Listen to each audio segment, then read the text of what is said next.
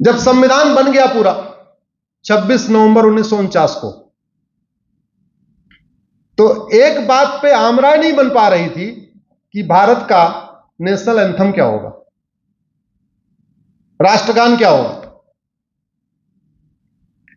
ज्यादातर लोगों का कहना था कि भारत का राष्ट्रगान वंदे मातरम होना चाहिए, मेजॉरिटी। क्यों? क्योंकि पूरा का पूरा जो फ्रीडम मूवमेंट हुआ था वो वंदे मातरम भारत माता की जैसे ही हुआ था। एक समय तो अंग्रेजों ने वंदे मातरम को कहने को ही देशद्रोह घोषित कर दिया था, वंदे मातरम को बैन कर दिया था। वंदे मातरम के नाम से लाहौर में अखबार निकलता था, वंदे मातरम के नाम से राम प्रसाद बिस्मिल ने गजल लिखी, वंदे मातरम के नाम से कई सारे नाटक लिखे गए, वंदे मातरम पूरी दीवालों पर जगह जगह लिखा होता था। इवन जो झंडा लेके यूज करते थे हमारे स्वतंत्रता संग्राम सेनानी, वो भगवा कलर का झंडा होता था, उसमें वंदे मातरम लिखा रहता था। तो इसलिए जब संविधान बन गया तो यह हुआ कि भाई भारत का राष्ट्रगान क्या होना चाहिए, ये हुआ वंदे मातरम होना चाहिए। पूरा पूरा फ्रीडम मूवमेंट किसी से चला है। लेकिन कुछ लोगों को उस समय भी सेकुलरिज्म का कीड़ा खा गया। हालांकि उस समय सेकुलरिज्म आया नहीं था संविधान में, लेकिन कीड़ा था। इवन कांग्रेस का शुरू का 5 अधिवेशन भी वंदे मातरम से हुआ था। हर साल कांग्रेस की एक बैठक होती थी, राष्ट्रीय परिषद की बैठक होती थी, उसकी शुरुआत वंदे मातरम से होती थी। जो 5वीं बैठक हुई उसमें जनगण मन के रचयिता पंडित रविन्द्रनाथ टैगोर ने खुद ही वंदे मातरम गाया था। लेकिन जब संविधान सभा की एकदम फाइनल बैठक हुई तो उसमें यह हुआ कि नहीं, जनगण मन होना चाहिए। लोगों ने ऑब्जेक्शन किया, भाई जनगण मन का हमारे आजादी के आंदोलन में कोई योगदान ही नहीं है, जनगण मन तो कभी गाया ही नहीं गया, पूरा पूरा फ्रीडम मूवमेंट वंदे मातरम से हुआ है। और वंदे मातरम भी एकाएक लिखा गया था। अंग्रेजों ने क्या किया, यहां पे एक नेशनल एंथम बनाया, गॉड सेव क्वीन, उसको इंपोज करने की कोशिश किया। गॉड सेव क्वीन का विरोध करने के लिए बंकिम चंद्र चटर्जी ने 24 घंटे के अंदर वंदे मातरम लिख दिया और फिर वंदे मातरम पॉपुलर हो गया। पॉपुलर हो गया तो फिर भैया यही नेशनल एंथम होना चाहिए। नई बात बनी, नई बात बनी। फिर 26 जनवरी जिसको हम रिपब्लिक डे मनाते हैं, उससे 2 दिन पहले एक बैठक बुलाई गई, स्पेशल बैठक। उसमें यह हुआ कि भाई ठीक है, कुछ प्रभावशाली लोग थे जो जनगण मन के साथ डटे हुए थे, तो राजेंद्र प्रसाद जी ने बीच का रास्ता निकाला। उन्होंने बोला वोटिंग कराएंगे, मामला गड़बड़ हो जाएगा, 2 दिन से बाद हमें रिपब्लिक डे मनाना है, ऐसे में माहौल खराब करना ठीक नहीं है, तो एक काम करो, बीच का रास्ता निकालते हैं। तो बीच का रास्ता क्या? बोले एक काम करिए, वंदे मातरम और जनगण मन दोनों को एक समान सम्मान मिलेगा। अगर आप टेक्निकली देखें, संविधान सभा के 24 जनवरी 1950 के जो प्रस्ताव है, 26 जनवरी को तो ये लागू हो गया, इसके ठीक 2 दिन पहले जो प्रस्ताव था उसके अनुसार भारत के 2 राष्ट्रगान हैं, जनगण मन और वंदे मातरम।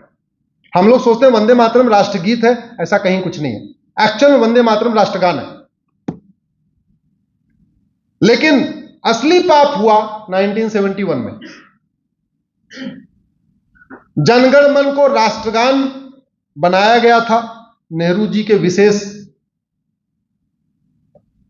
वीटो पावर के कारण, और जब 1971 में इंदिरा जी ने कानून बनाया, नेशनल ऑनर एक्ट, इसमें इन्होंने जनगण मन के लिए तो पूरा प्रोटोकॉल बना दिया। ध्यान से समझिए, कानून बना के कैसे कैसे भारत की संस्कृति को खत्म करने की कोशिश हुई। इसमें यह बना दिया गया कि जनगण मन 52 सेकंड में गाया जाएगा। जब जनगण मन गाया जाएगा सब लोग खड़े हो जाएंगे, जनगण मन का रिस्पेक्ट करेंगे। पूरा एक प्रोटोकॉल बन गया, म्यूजिक ये होगी, टाइम ये होगा, प्रोटोकॉल ये होगा, स्कूल में गाया जाएगा, यहां गाया जाएगा, वहां गाया जाएगा, सब हो गया। लेकिन इसमें वंदे मातरम को छोड़ दिया। वंदे मातरम का क्या प्रोटोकॉल है? कोई नहीं। कितने सेकंड में गाया जाएगा? कुछ नहीं। कौन सी म्यूजिक होगी? कुछ नहीं। अगर कोई वंदे मातरम नहीं गाएगा तो क्या कोई सजा होगी? नहीं। जनगण मन का इंसल्ट करने पे 3 साल की सजा, लेकिन वंदे मातरम के इंसल्ट करने पे कोई सजा नहीं। ऐसे एक के बाद एक, एक के बाद एक, एक के बाद एक कानून बना बना के चीजों को हमारे खत्म किया गया। आज की डेट में आप देखते रहते हो, आए दिन कोई वंदे मातरम की इंसल्ट कर देता है, कोई कहता हम नहीं गाएंगे, कोई कहता हम ये करेंगे, कोई खड़ा ही नहीं होता। देखते रहते हो कि बीच बीच में, जानते हैं क्यों? क्योंकि कानून में वंदे मातरम के लिए कोई प्रावधान नहीं है। इसीलिए मैंने पीआईएल फाइल किया कि जो सम्मान जनगण मन को मिलता है वही सम्मान वंदे मातरम को भी मिलना चाहिए। केंद्र सरकार को नोटिस जारी हुआ है, केंद्र सरकार ने कमेटी बना दिया है, कमेटी इस कानून को बदलने पर विचार कर रही है। बहुत जल्दी आपको वंदे मातरम का भी वो प्रोटोकॉल मिलेगा जो जनगण मन को होता है।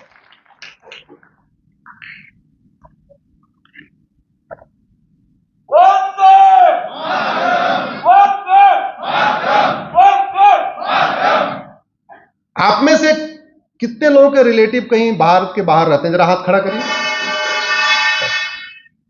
सिटीजनशिप मिल गई क्या? तुरंत मिल, जैसे भारत में सिटीजनशिप मिलती है ऐसे वहां मिलती है क्या? अमेरिका में कम से कम 15 साल के बाद मिलती है। सिंगापुर में भी कम से कम 10 साल लग जाता है। भारत में पैदा होते ही मिल जाती है।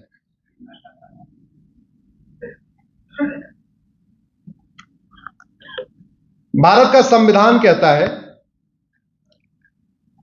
कि 1915 का 1947 तक जो लोग भारत में आ गए हैं ये नेचुरल सिटीजन हो गए। अब इनको कोई फॉर्म वॉर्म नहीं भरना, कुछ नहीं करना, ये ऑटोमेटिक हो गए। देश का बंटवारा हो गया, जो लोग पाकिस्तान बांग्लादेश से आए सब भारत के नागरिक हो गए। फिर ये आर्टिकल 5 कहता है, आर्टिकल 11 ये कहता है कि सरकार की ये ड्यूटी है कि वो कानून बनाए। पहली बात तो समझ लीजिए, कानून और संविधान में बहुत अंतर होता है। बहुत सारे लोग मिक्स कर देते हैं, लोग सोचते हैं संविधान कानून है कि नहीं। संविधान भारत में एक है, कानून लगभग 6000 है। ये एक मोटा मोटा एक गाइडलाइन देता है करना क्या है। इसलिए मैं कहता हूं इस संविधान का लक्ष्य है राम राज्य की स्थापना। और राम राज्य का मतलब धर्म की, जोर से बोलिए, धर्म की, अधर्म का, प्राणियों में, विश्व का। ये भारत का संविधान भी यही कहता है, सरकार की ड्यूटी है ऐसे कार्य करे जिससे धर्म की, ऐसे कठोर कानून बनाए जिससे अधर्म का, ऐसी शिक्षा व्यवस्था लागू करे जिससे प्राणियों में, और इस तरीके के नियम नीतियां बनाए, इकोनॉमिक पॉलिसीज बनाए और भी पॉलिसीज बनाए जिससे विश्व का। पूरी दुनिया में किसी और संविधान में विश्व कल्याण की बात नहीं हुई है, केवल भारत के संविधान में। भारत और दुनिया में अंतर समझिए आप। पूरी दुनिया में किसी और देश को माता नहीं कहते, केवल भारत को ही माता कहते। पूरी दुनिया में 1100 रिलीजन है, किसी और रिलीजन में माता की पूजा नहीं होती, केवल वहां पुरुषों के ही, मतलब जो भगवान है वो मेल फॉर्म में है, फीमेल फॉर्म में पूरी दुनिया में 1100 रिलीजन में किसी में है ही नहीं। फीमेल फॉर्म में हमारे जो भगवान है वो कहां, केवल हमारे ही हैं और कहीं नहीं।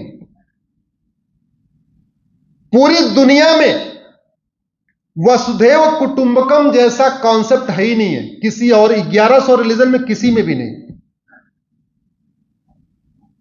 सबका कल्याण हो, सर्व मंगल मांगल्य, ऐसा वाक्य आपको और किसी जो विदेशी रिलीजन है उसमें नहीं मिलेगा। भारत और विदेशी रिलीजन का अंतर समझिए आप। दुनिया के जितने भी विदेशी रिलीजन हैं उसमें आपको न वसुधैव कुटुंबकम का भाव मिलेगा, न जननी जन्मभूमिश्च स्वर्गादप गरियसी का भाव मिलेगा, न यत्र नारंत्यु पूज्यते रमन्ते तत्र देवता का भाव मिलेगा, न नारी तु नारायणी का भाव मिलेगा, न गृहिणी जैसा शब्द मिलेगा। गृहिणी, गृह मतलब घर, पूरा पूरा घर जिसका ऋणी हो उसको क्या कहते हैं? ऐसा शब्द दुनिया में 6500 भाषाएं बोली जाती हैं, कहीं नहीं मिलेगा। न 1100 रिलीजन में मिलेगा, न 6500 भाषाओं में मिलेगा। यह केवल भारत में है। इसलिए मैं कहता हूं, सनातन का मतलब स्वतंत्रता, सनातन का मतलब सोचने की स्वतंत्रता, सनातन का मतलब बोलने की स्वतंत्रता, सनातन का मतलब जीवन जीने की स्वतंत्रता, सनातन का मतलब वस्त्र पहनने की स्वतंत्रता।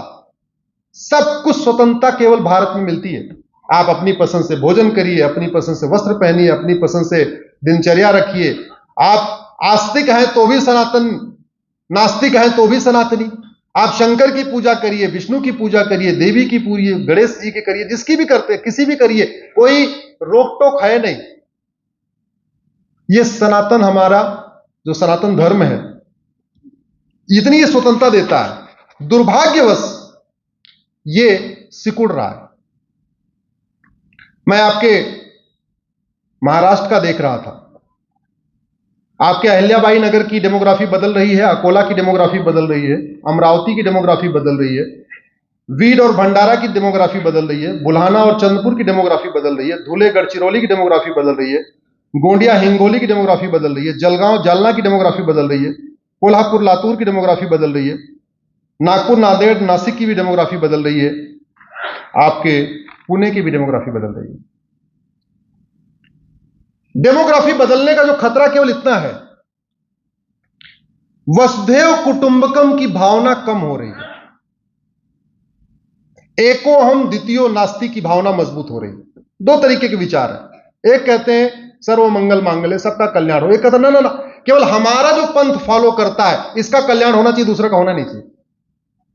दूसरे को तो मारो पीटो, ये करो वो करो, सब कुछ करो। और अभी तक एक जो नैरेटिव गढ़ा गया